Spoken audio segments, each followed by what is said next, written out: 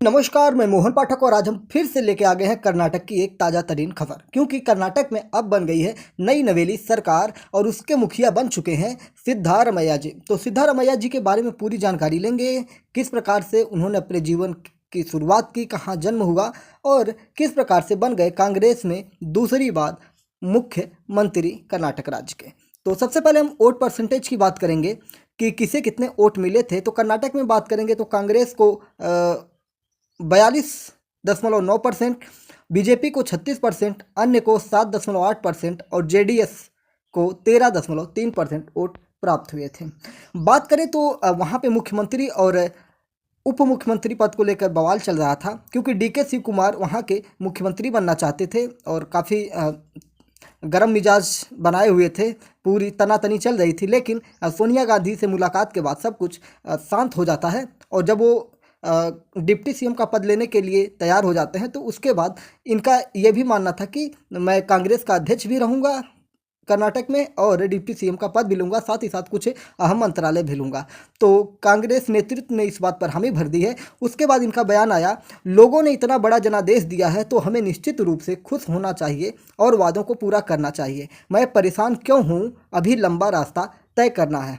तो ये डीके शिव कुमार ने कहा था। अब हम बात करेंगे सिद्धारमैया की। तो ये पूर्व मुख्यमंत्री हैं, कम्युनिटी इनका कुरबा है, वरुणा सीट से ये जीते हुए हैं। वोटों की बात करेंगे तो 1,19,816 कुल वोट मिले थे इनको और जीत का मार्जिन की बात करें तो 46,163 वोटों से ये जीते चुके थे।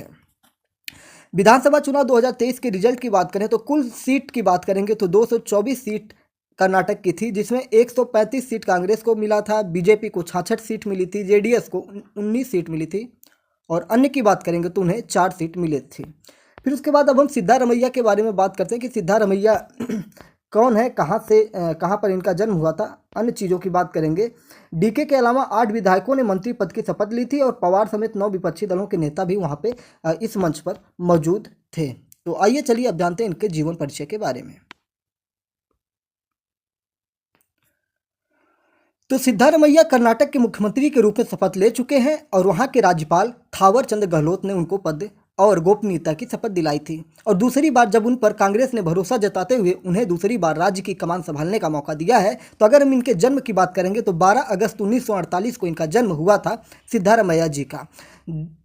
मैसूर विश्वविद्यालय से इन्होंने बीएससी की डिग्री ली थी और बाद में वहीं से इन्होंने कानून की पढ़ाई की थी, यानी कि वकालत की थी।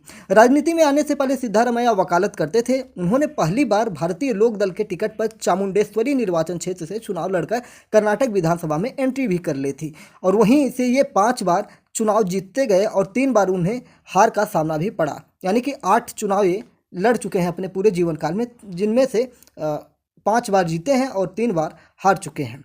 सिद्धारमैया को राजनीति विरासत में नहीं मिली थी। उनके पिता सिद्धारमे गौड़ा मैसूर जिले के टी नरसीपुरा के पास वरुणा होबली में खेती करते थे और माँ बोरम्मा गृहिणी थी। इनकी जो माता थी वो घरेलू काम करते थे। तो बात करें तो कर्नाटक को एक पढ़ा लिखा मुख्यमंत्री मिल चुका है। गांव में ही उन्होंने अपनी पूरी स्कूली पढ़ाई पूरी की थी। बाद में उन्होंने बीएससी और एलएलबी किया था, जो मैंने आपको बता दिया, मैसूर यूनिवर्सिटी से। इनके भाई बहनों की बात करेंगे तो 5 भाई बहनों में, यानी कि इनके 5 भाई बहन हैं, जिनमें सिद्धारमैया दूसरे नंबर पर हैं और वह कुरबा गौड़ा समुदाय से है। इनका अगर समुदाय पूछा जाए कौन सा समुदाय है तो कुरबा गौड़ा समुदाय से है। किसान परिवार से होने के बावजूद उन्होंने पैसों की कमी का असर अपनी पढ़ाई पर कभी होने नहीं दिया। पढ़ाई लिखाई करके उन्होंने वकालत की। वह मशहूर वकील चिक्का बोरैया के अधीन जूनियर थे। इतना ही नहीं, वह इसके बाद बच्चों को वकालत पढ़ाने भी लगे थे, यानी कि एक तरह से वकालत भी कर रहे थे और टीचिंग का भी काम कर रहे थे। कांग्रेस में आने की बात करेंगे तो सिद्धारमैया साल 1983 में पहली बार निर्दलीय उम्मीदवार के तौर पर कर्नाटक विधानसभा चुनकर आए थे और 1994 में जनता दल सरकार में रहते हुए कर्नाटक के उप मुख्यमंत्री बने थे। इसके बाद उन्होंने देवगौड़ा के साथ कुछ विवादों के चलते जनता दल का साथ छोड़ दिया और साल 2008 में वह कांग्रेस में शामिल हो गए थे। कांग्रेस के शामिल होने से पहले सिद्धारमैया जनता दल के कई गुटों के सदस्य भी रह चुके थे। तो ये सिद्धारमैया के बारे में कुछ चीज़ें थी। मैसूर में इनका जन्म हुआ था और 13 मई 2013 से 17 मई 2018 तक इन्होंने राज्य के 22वें मुख्यमंत्री के रूप में कार्यभार भी संभाला था।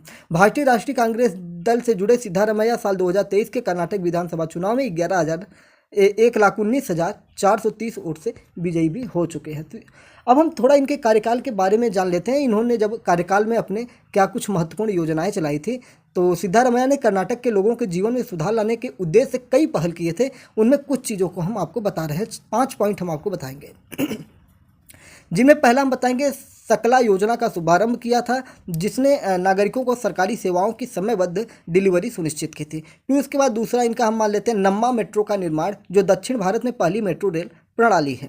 तीसरा है इंदिरा कैंटीन की स्थापना। अगर इंदिरा कैंटीन की बात करेंगे तो इंदिरा रसोई के नाम से राजस्थान में भी योजना चलती है, जहाँ पे 8 रुपये 10 रुपये में भोजन प्राप्त हो जाते हैं, 8 रुपये समथिंग।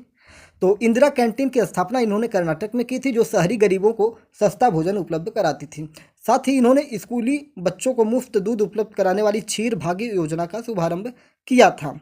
और अंत में इनका एक और योजना मैं बता देता हूँ, अन्य भाग्य योजना का कार्यान्वयन, जिसने राज्य में बीपीएल परिवारों को मुफ्त चावल प्रदान किया था। इनके व्यक्तिगत जीवन की बात करेंगे तो सिद्धारमैया की जो शादी हुई थी पार्वती से हुई थी और इनके 2 बच्चे हैं।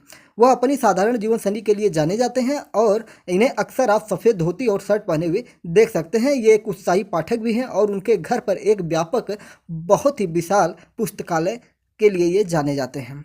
तो ये चीज़ें रही सिद्धारमैया जी के बारे में, जो मैंने आपको बताई डिटेल में। और भी चीज़ें हैं इनके बारे में जानने लायक। जब हमने शपथ ग्रहण की बात की तो कर्नाटक में सिद्धारमैया ने शनिवार को ही अपना शपथ ग्रहण कर लिया। कितनी बार? दूसरी बार मुख्यमंत्री पद की शपथ की थी। और इनको शपथ किसने दिलवाया?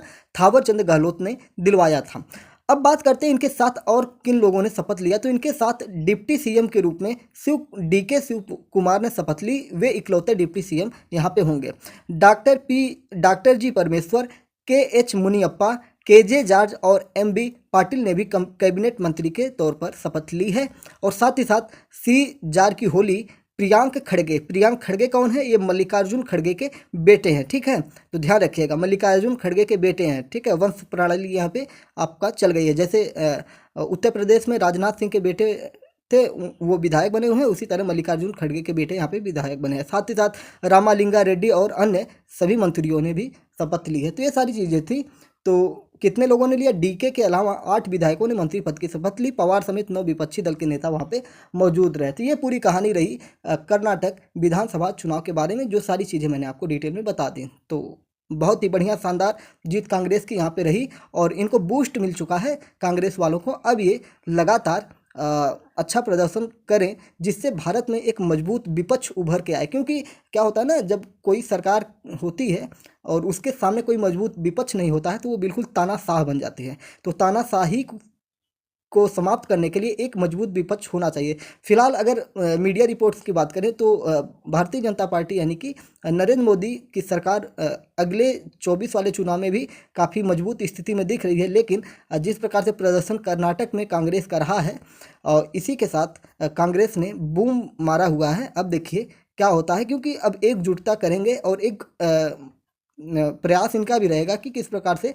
मोदी जी को हटाकर एक नया प्रधानमंत्री विपक्ष के द्वारा दिया जाए। तो अब ये देखने वाली बात होगी कि क्या कांग्रेस किस प्रकार से अपनी रणनीति को आगे बढ़ाती है।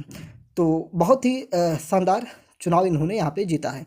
जय हिंद, नमस्कार। हाँ, चैनल पर आ गए हैं, चैनल पर पूरा वीडियो आपने देखा है, तो चैनल से जुड़ने के लिए चैनल को आप क्या करेंगे? सब्सक्राइब करेंगे, लाइक करेंगे, कमेंट करेंगे, अपने विचारों को साझा करेंगे और अपने दोस्तों में शेयर भी करेंगे। ठीक है। जय हिंद, नमस्कार। भारत माता की जय।